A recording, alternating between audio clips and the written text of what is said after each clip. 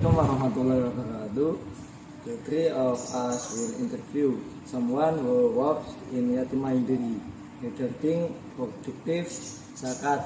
Before that, let me introduce my group member. I am Habib Ajat Utomo. I am Nailul Faroha. And Fahmizan. Zakat is zakat that distributed to mustahik zakat or asnaf so that he can fulfill his life in the future, so that it is hope that he can live his economic become sati.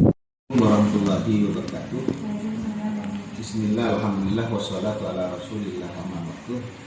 Nah, siswa yang kami banggakan dan kami hormati, tentunya alhamdulillah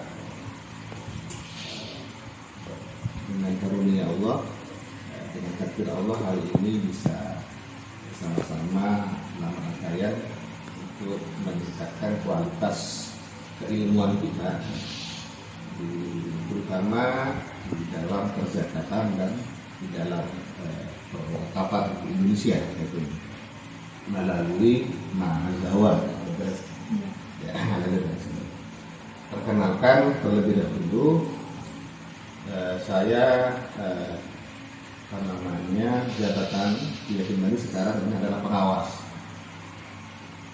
2 tahun sebelumnya, tahun kemarin saya ketua yayasan dan direktur utama Yatim Mandiri.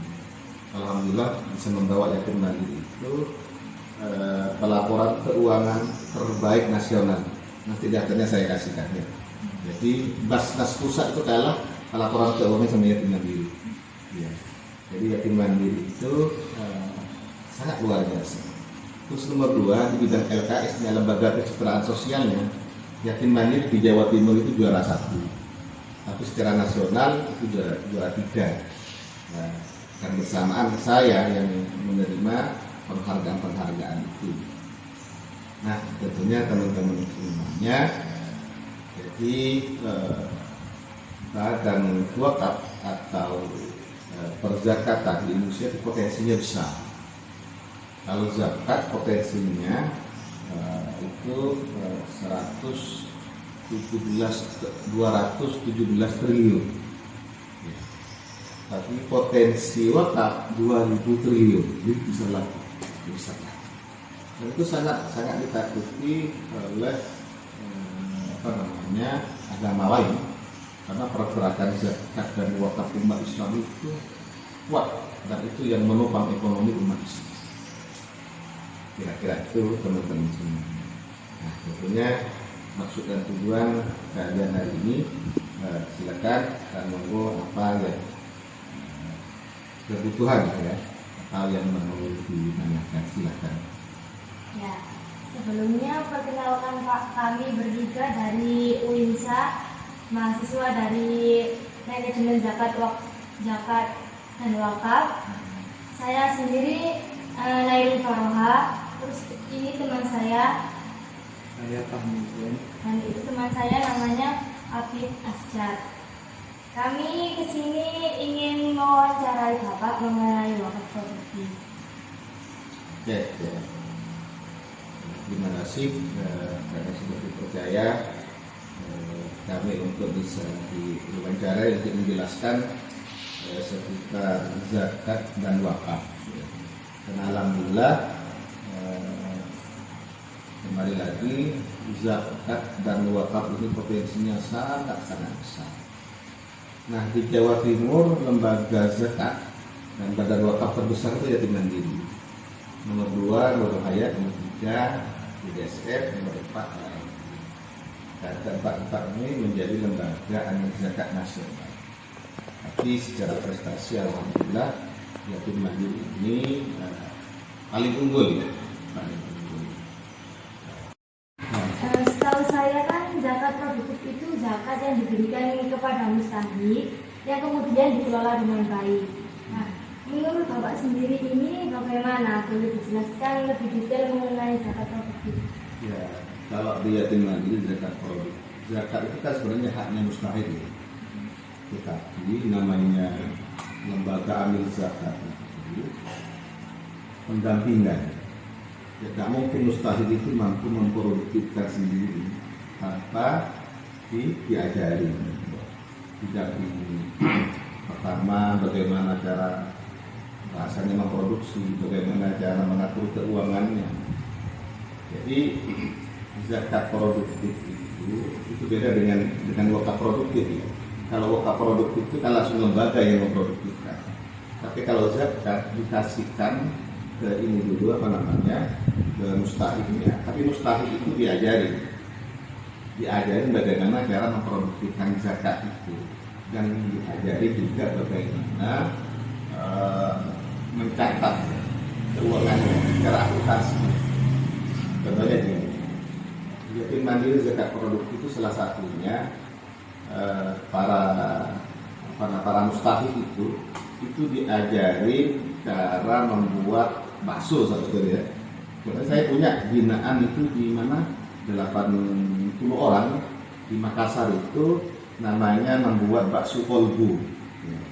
Bakso kolbu diajari cara memproduksi bakso.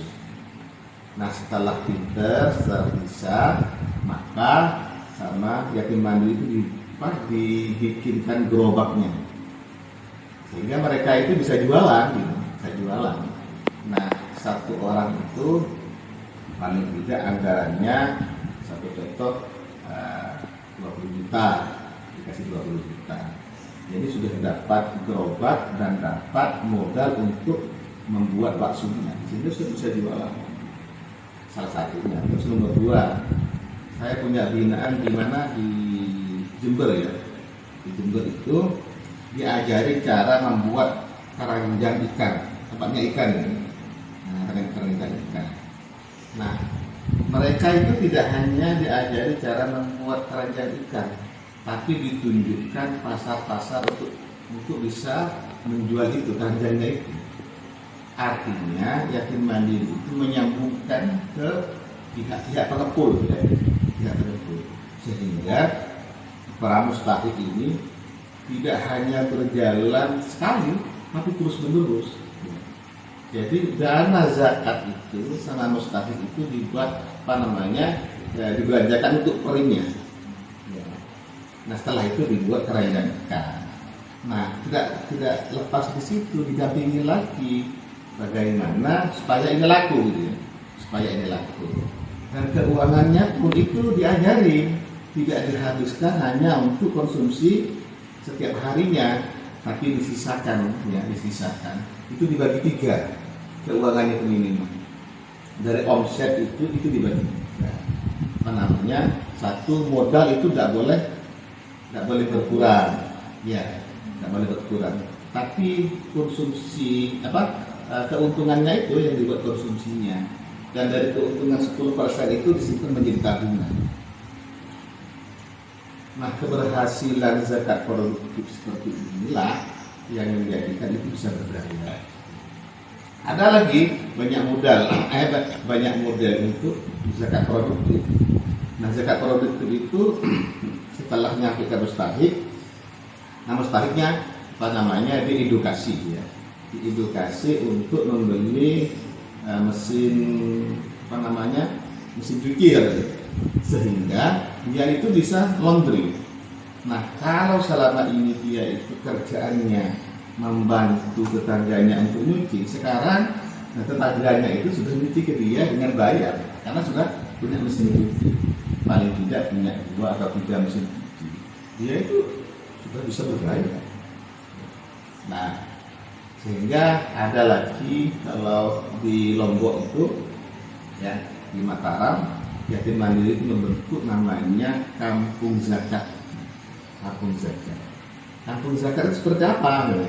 Contohnya kontennya itu tentang ini kuliner. Jadi ada yang membuat kerupuknya, ada yang membuat ikannya katanya. Ini kolaborasi sehingga menjadi kuliner. Nah, zakat itu bukan lembaganya yang memproduktifkan, tapi mustahiknya, tapi diajari, didampingi bagaimana cara memproduktifkan dana zakat itu, dan bagaimana dia itu kalau selama ini menjadi mustahik, harapan ke depan jadi muzaki. Nah, awalnya dia itu meminta dan dibantu, tapi akhirnya menjadi muzaki. Kenapa? Dari penghasilan 1 tahun itu banyak binaan-binaan kami, baik di Jawa Timur, di Sulawesi, di Kalimantan atau di Jakarta, yang awalnya itu menjadi mustahik akhirnya menjadi muzaki. Karena apa? Dari omsetnya sudah besar per bulan. Ada lagi contohnya ini. Saya punya binaan di Malang, dia senangnya ternak ayam. Omsetnya setiap bulan itu 50 juta. Ya. Nah, dari hasil keuntungan itu rata-rata dia itu adalah 10 sampai 15 juta. Itu per bulannya. Nah, kalau 15 juta kali 1 tahun itu nyala-nyala PNS. Artinya yang awalnya mustahil menjadi itu perzakatan kalau dia mandiri. Makanya hadirnya lembaga itu tidak sekedar memberikan santunan. Kalau santunan hari ini dikasih, besok minta lagi, ya selamanya itu jadi mustahil dia, jadi miskin terus. Maka hadirnya lembaga amin zakat itu harus merubah dari miskin, dari fakir, dari miskin apa dari mustahik menjadi muzaki. Nah, kalau ini sudah berhasil, maka itu bergeser ke mustahik yang lain. Jadi bantuan dana zakat berikutnya itu ke mustahik yang lain terus begitu berata. Saya punya binaan mustahik itu kurang lebih sekitar 23.000 di Indonesia. 23.000. Kira-kira itu yang bentuknya pemberdayaan. Kalau bentuknya beasiswa, itu banyak yatim mandiri. Kan yatim mandiri itu kalau bentuknya beasiswa itu pernah mendapatkan rekor muri pemberi beasiswa terbesar di Indonesia. Sampai hari ini belum ada yang ngalahkan. Jadi mandiri. Apa lagi kira-kira? Ini Pak. Terus bagaimana manajemen zakat produktif yang diterapkan di yatim mandiri? Apakah sama dengan lembaga yang lainnya? Ya pasti tentunya banyak perbedaan. Ada sebagian ada yang hampir mirip atau sama, tapi bentuk programnya yang berbeda. Bentuk programnya itu sangat berbeda karena memang yang ditampilkan adalah kreativitas, inovasi. Jadi tidak monoton zakat produktif itu, tidak hanya dikasih permodalan dagang semua, enggak gitu. Ya. Jadi ada yang konveksi, ada yang laundry, ada kayak tadi itu membuat kayak kreativitas kayak keranjang ikan. Ada yang sifatnya dagang murni, ada yang sifatnya memproduksi seperti bakso. Kalau itu memproduksi, dia tidak hanya jualan, tapi orang-orang itu bisa menjadi kulaan di situ. Jadi dia memproduksi bakso sebanyak-banyaknya dan orang-orang itu bisa kulaan di situ dan mampu melayani seperti acara-acara besar kayak acara syukuran, acara selamatan, acara ulang tahun. Bahkan binaan yatim mandiri itu dari produksi bakso itu mampu melayani acara-acara Pemprov gitu. Artinya naik kelas, secara manajemen tentunya juga pasti beda cara manajemennya. Jadi tidak hanya dikasih uangnya, itu perbedaan kalau di yatim mandiri, tidak hanya dikasih uangnya, tetapi ketika sudah uang itu dikasihkan mustahik, maka mereka itu didampingi. Ya, ada diklatnya gitu ya. Dikasih ilmu gitu. Iya, dia dikasih ilmunya, baik ilmu secara skill perdagangan, memproduksi atau kerajinan tangan satu contoh ya. Tapi tidak hanya itu juga, maka didampingi cara bagaimana keuangannya.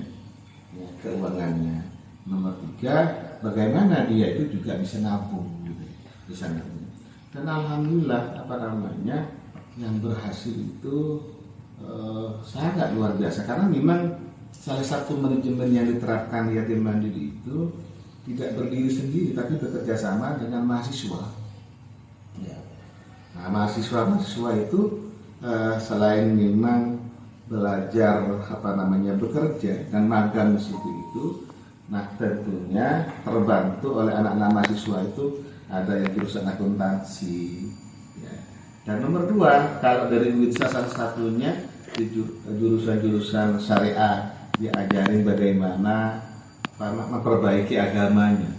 Dan rata-rata binaan yatim mandiri itu setelah masuk di zakat produktif ini, yang awalnya itu tidak memenuhi syariat ya, dia akhirnya bisa pakai jilbab gitu ya. Karena diajarin. Jadi ketika diajarin untuk belajar di sana itu tidak hanya belajar duniawi saja, tapi keagamanya dituntun. Bagaimana sholatnya, bagaimana agamanya hari ini, bahkan sampai Al-Quran pun itu diajari. Jadi karena begini, yang namanya pelaku zakat ya harus menjalankan syariat. Jangan sampai yang kasih zakat itu gak sholat gitu. Nah itu fatal gitu. Karena zakat itu adalah esensinya adalah menyucikan. Maka pelaku zakat itu ya harus suci, harus menjalankan syariat. Kira-kira itu. Saya kira itu semuanya, dan mudah-mudahan yang ditanyakan mudah-mudahan itu bisa menjadi tambahan ilmu dan motivasi sehingga ada semangat baru. The conclusion from the interview is productive zakat here is zakat in the form of capital which is then given to mustahik to be managed again with the help of amil who has been given direction to provide a little knowledge to build a business which will make the mustahik can become muzaki. That's all for our group interview segment. I'm Nailul Faroha with Abi Tahjat Utomo and Fahmi Zain. Wassalamualaikum warahmatullahi wabarakatuh.